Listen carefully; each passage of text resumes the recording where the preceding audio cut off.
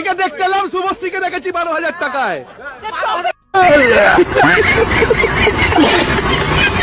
তোমরা কারা কারা নিজের জমানো টাকা খরচ করে টিকিট কেটে মেসিকে দেখতে গেছিলে যুব ভারতী ক্রীড়াঙ্গনে? সেটা আগে কমেন্ট করে জানাও। এবার ভিডিওটা শুরু করি।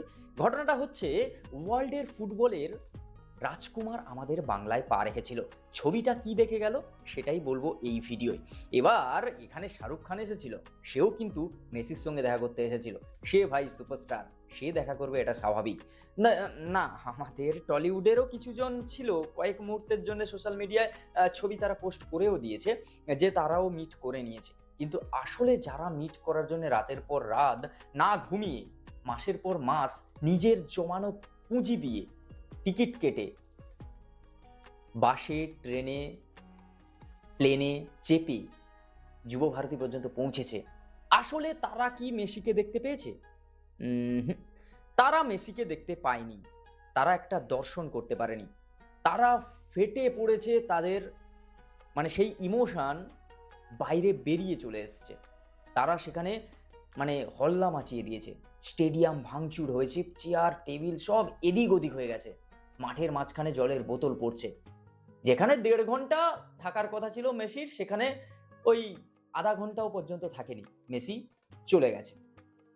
পরে মেসির যাওয়ার কথা আছে হায়দ্রাবাদে, সেখানে ঢোকার কথা ছিল সন্ধ্যা 7টায়।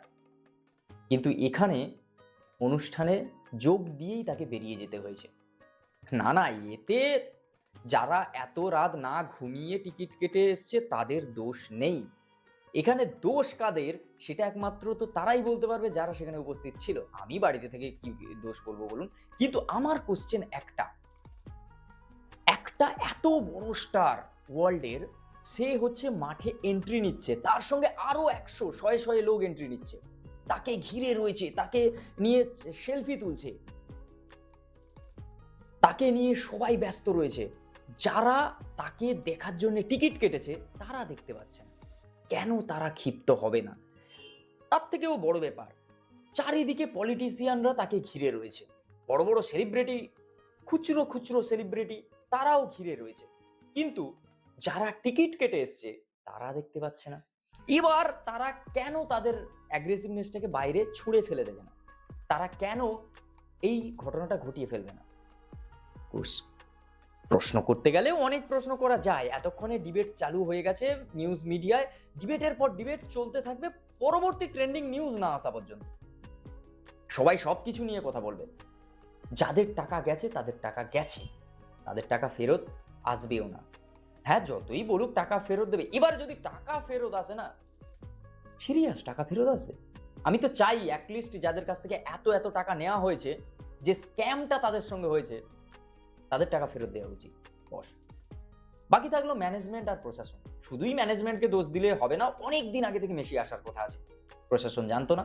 সেখানে একটা ইভেন্ট, এত বড় একটা ইভেন্ট ক্রিয়েট করা হচ্ছে, সেখানে একটা মানে কি বলা যায়, একজন তুমি আর্টিস্টকে যদি সামনে নিয়ে আসো, বা একজন অ্যাথলিটকে, একজন খেলোয়াড়কে, একজন ওয়ার্ল্ডের এই লেভেলের একজন, তুমি যে জায়গায় মেসি, রোনাল্ডো, তারপর আমাদের বিরাট কোহলি, এই লেভেলের তুমি সেলিব্রিটি নিয়ে আসছো, সেখানে কিরকম কি প্রশাসনিক ব্যবস্থা থাকা উচিত ছিল, কিংবা সেই অনুষ্ঠানের প্ল্যান কেমন হওয়া উচিত ছিল? সামান্য আমাদের আইপিএল, হ্যাঁ সামান্য কেন বললাম, আমাদের আইপিএল প্রত্যেক বছর হয়, তার যখন ফার্স্ট ম্যাচ হয়, তখন যে অনুষ্ঠানটা হয়, যেভাবে এত সুন্দর বড় বড় শিল্পী পুরো গাড়িতে করে, হুটকলা গাড়িতে করে ঘুরে ঘুরে পারফর্ম করে, ধোনির মতো বড় বড় প্লেয়াররা যেভাবে হচ্ছে গাড়িতে সুন্দর করে প্রদর্শন করে, তার সঙ্গে কিন্তু এই শয়ে লোক থাকে না, তার সঙ্গে শয়ে পুলিশ থাকে না, শয়ে গার্ড থাকে না। স্টেডিয়ামে বসে থাকা লোকেরা কিন্তু দেখতে পায়। শুধু মেসির বেলা দেখতে পেল না, দোষ কার ছিল? অবভিয়াসলি ম্যানেজমেন্ট, প্রশাসনিক ব্যবস্থা। এটাকেই দোষ দেওয়া ছাড়া তো আমি কিছু দেখতে পাই। গ্যালারিতে বসে থাকা মানুষের তো দোষ নয় যে সে দেখতে পায়নি। হ্যাঁ, এবার আপনি এসে বলতে পারেন যে যারা টিকিট কেটে ঢুকেছে দোষ তাদের, যারা রাতের পর রাত না ঘুমিয়ে এসেছে দোষ তাদের, যারা নিজের 4 মাস 5 মাস দুর্গাপুজো, কালী পুজো না কাটিয়ে, শপিং না করে টাকা গুছিয়ে টিকিট কেটেছে, দোষ তাদের।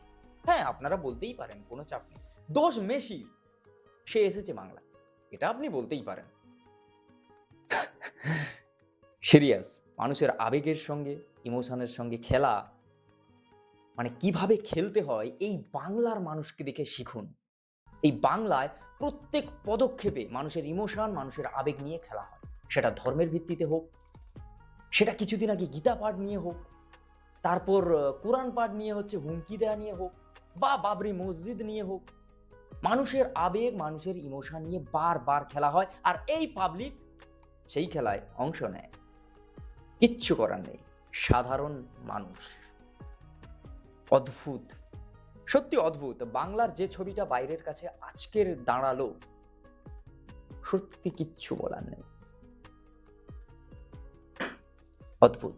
দেখার যে হায়দ্রাবাদে প্রোগ্রামটা কেমন হয়, দেখার মুম্বাইতে প্রোগ্রামটা মেসির কেমন হয়, তারপর লাস্ট 15 তারিখে দেখার দিল্লির প্রোগ্রামটা কেমন হয়। যদি সব প্রোগ্রাম ভালো হয়ে যায়, শুধু কলকাতার প্রোগ্রামের এই হাল হয়, তাহলে বুঝে নিন কোথায় আছেন আপনারা, কি পরিস্থিতিতে আছেন। না, আমায় বলতে হবে না, তার উত্তর আপনার কাছেই আছে, তাই নয় কি? এই ইভেন্ট, এই মেসি আর এই ম্যানেজমেন্ট, এই প্রশাসনিক ব্যবস্থা নিয়ে যদি কিছু বলার থাকে, কমেন্ট বক্স খোলা আছে, অবশ্যই সবাই বলো, রিপ্লাই আমি তোমাদের দেব। দেখাচ্ছে খুব তাড়াতাড়ি নতুন একটা ভিডিও। হ্যাঁ, এই ভিডিওতে যদি কারোর ভাবা আবেগে আমি মানে আঘাত দিয়ে থাকি, তার জন্য সরি। কিন্তু বিশ্বাস করুন, আপনাদের যতটা খারাপ লাগছে না, বাড়িতে বসে আমারও ততটা খারাপ লাগছে। আমিও নিউজ চ্যানেল থেকে লাইভ দেখছিলাম বসে, জুম করে, যতক্ষণ না মেসিকে দেখানো হচ্ছে দূর থেকে, সত্যি মেসি ভিজিবল নয়। শয়ে শয়ে লোক যদি তাকে এইভাবে ঘিরে থাকে, কিভাবে সম্ভব? যাই হোক, কি আর বলার আছে। চলো, দেখাচ্ছে খুব তাড়াতাড়ি নতুন একটা ভিডিও। টাটা।